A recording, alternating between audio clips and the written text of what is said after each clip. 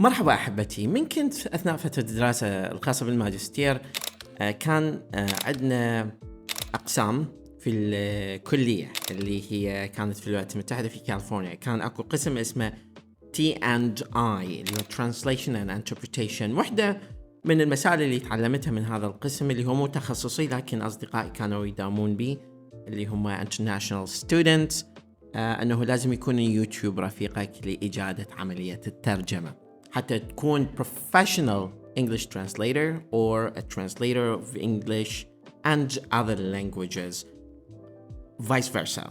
أنه لازم تكون مرافق لليوتيوب، لازم يكون اليوتيوب رفيقك، رفيق الدرب في التدريب. فواحدة من النقاط اللي كانت مهمة جدا واللي لاحظتها هواي أنه هو الطالب من يرجع. احنا كان عندي صديق يرجع هو الروميت في الابارتمنت او الشقه اللي احنا كنا عايشين بها من الصين. كان يرجع الساعه 11 او 12 ليلا، يخلي هيدفونز ويبدي يترجم مقاطع من اليوتيوب تفرض عليه او يكون هو تدريبه الخاص بها. فعمليه ترانسليشن او انتربريتيشن من اليوتيوب لازم تكون هي رفيقك على مدى السنوات أو الأشهر اللي أنت تتدرب بها على translation. هذا مقطع من خطاب السيد رئيس الوزراء، خلينا نحاول نترجمه. فأنا شوية راح أتحدى نفسي وبنفس الوقت يكون هو دافع إلك حتى تستخدم هذه الميثود في translation. ينصح أنه تسجل translation مالتك وتعرضها على خبير أيضا للتدقيق، لأن هذا الأسلوب يسمى consecutive translation. consecutive translation هي التعاقبية أو التتابعية، إنه يتحدث يتوقف الترجم، يتحدث يتوقف الترجم، يتحدث يتوقف الترجم. أكو نوع ثاني آخر اسمه simultaneous translation اللي هي الترجمة التزامنية، واللي يكون بها عادة المترجم على معزل أو في بوث خاص من المكان اللي يتحدث به الشخص، يعني كي يكون government official حتى يكون عنده سيطرة على المحتوى وبنفس الوقت إرسال الترجمة إلى المتلقي من الأودينس. In the name of God, the most gracious, the most merciful. في البداية أكون سعيد يوم أكون في أمانة بغداد. I'm thrilled and delighted to be at your office of the municipality of Baghdad. بغداد تاريخ، بغداد عاصمة السلام. Baghdad, the capital of peace, the capital of history. بغداد اللي لها أثر في وجدان كل عراقي. Baghdad, whom it has a great deep influence in the mind of all Iraqis وجدان كل عرب. and Arabs وجدان كل إنسانية. and a mark in humanity. أول جامعة حصلت في العالم كانت في بغداد. The first established university in the world was in Baghdad. وما زالت آثارها موجودة في الجامعة المستنصرية. And the remainings of that university is still at المستنصرية على نهر دجلة. overlooking Tigris River. بغداد خلال مجيء اليوم جول به يوميا. Baghdad, and during my presence here while I'm taking tours in it, it saddens me to see our capital and our beloved city in this miserable situation. طبعا كلمة miserable أنا ضفتها حتى أنقل صورة بدون التلاعب بالنص الأصلي اللي لا تستحقه. that the city does not deserve to be in. لا يستحق سكان بغداد. Neither do the citizens in Baghdad deserve. ولا يليق بينا. And it's not proper for us as government officials. مطلوب على شلون ننهض بهذه العاصمة. So it is demanded and it's upon us to bring this city out of this miserable status. اليوم مطلوب عندنا أن نقوم بنهضة. To take the city to Renaissance. My visit today, or this visit today, I would say will bring a lot of things to light. And it's going to be an opportunity to you to speak to you frankly لبناء أمل to bring some hope or to bring some new hope لبغداد to Baghdad وفرصة أكبر لإعادة and a bigger chance to numerous إعمارها وإعادة and a bigger chance to rebuild the city تنظيمها. and organizing the city.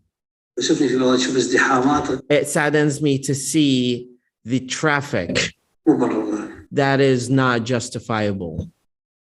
شوفني في بغداد تخطيط عمراني بدون أي خارطة طريق. It saddens me to see the urban planning that has no planning at all. كثير مشاريع الاستثمارية Numerous investing projects في بغداد أنا أشوف مشاريع عبثية. are unnecessary. أنا ما أفهم ليش في المنصورة عندنا أكثر من مول. I do not understand why we have so many malls in Mansour وعندنا أسواق المركزية. while we have the central market كيف في بغداد يمكن بصفة مول على بعد where 5 أمتار. 5 meters away there is a mall ومول آخر عن بعد 5 أمتار. and another mall 5 meters away. هذا مو تخطيط مدينة، هذا تخطيط عبثي. This is just random planning. This is not planning to build a city. وتخطيط أصحاب النفوذ. And the planning of those people who dominate the decision making. وأصحاب الفساد. And those people who advocate for corruption. صراحة. Frankly speaking. لما تبني مشاريع بطريقة عبثية. Once projects are built haphazardly, انتجت ارتفاع خيالي بالأسعار. it will bring the prices of real estate بغداد مو معقول. to astronomical numbers. في بغداد توصل قطع أراضي. It's illogical to see that in Baghdad, the pieces of land المتر في بغداد إلى 15 ولا 12 ألف دولار. to $15,000 or $12,000 per meter. دولار هذا يكون لصالح طبقة معينة حسب for the benefit of specific people الشريحة الواسعة over the expense of the bigger society, الوسطى of the middle income group of people. المدينة ليس ملك لفئة معينة. This city is not owned by certain people. وإنما ملك لكل. It belongs to all its sons. نحتاج نعيد تنظيمها. We need to reorganize the city. بمشاريع شوف يوميا. I can see projects every day. في بغداد تكسر القلب حقيقة. Break the heart. مطلوب من عندنا اليوم إعادة تنظيم بغداد ولا بيكون صح جيد. I frankly say it. We have to reorganize Baghdad. من البيت أشوف بغداد. I came from my house and I see Baghdad. شبه بغداد اللي نعرفها. Not the same Baghdad that we used to know. هذه لا تليق بعاصمة شهدت. Are not suitable for a capital that witnessed مدى حضارة the الإنسان. cradle of humanity. ولا تليق بسكان بغداد. And it's not proper for the citizens of Baghdad to be in this situation. مع القيادات في أمانة بغداد. We are working with decision makers at the municipality of Baghdad too, الأمنية and the security forces too, تنظيم to organize العمل والحياة فيها. work and life المدينة. in the city. كان هذا طبعا تدريب بسيط. أنا شوية تحديت بنفسي أنه ما سامع قبل، وده ترجمة مجرد نزلتها من الإنترنت من الموقع الخاص بمكتب رئيس الوزراء اللي موجود على قناتي في اليوتيوب. راح أضيف الرابط مالته أسفل. تقدر من عنده تستغله وتستغل government officials وتشوف government officials من الأردن مثلا الملك عبد الله ممتاز جدا. المتحدثين بوريس جونسون أو أحد government officials على مستوى العالم، المسؤولين على مستوى العالم وتترجم من العربي للإنجليزي أو من الإنجليزي للعربي. حاول تقرأ أكثر مجال الترجمة، لا تقرأ فقط مدخل إلى علم الترجمة، هذا لا شيء مقارنة بالترجمة الحقيقية. خلي نفسك في التدريب، أشغل نفسك، كون انرجيتك، اشرب قهوة حتى يكون عندك انرجي ومطاولة على التدريب. هذا 12 دقيقة يعني فقط ترجمة دقيقتين. بالظروف الاعتيادية هذا الشيء يكون لازم أسرع، فأنت تدريجيا لازم تطور نفسك في الترجمة التعاقبية هذه، إضافة إلى الترجمة التزامنية.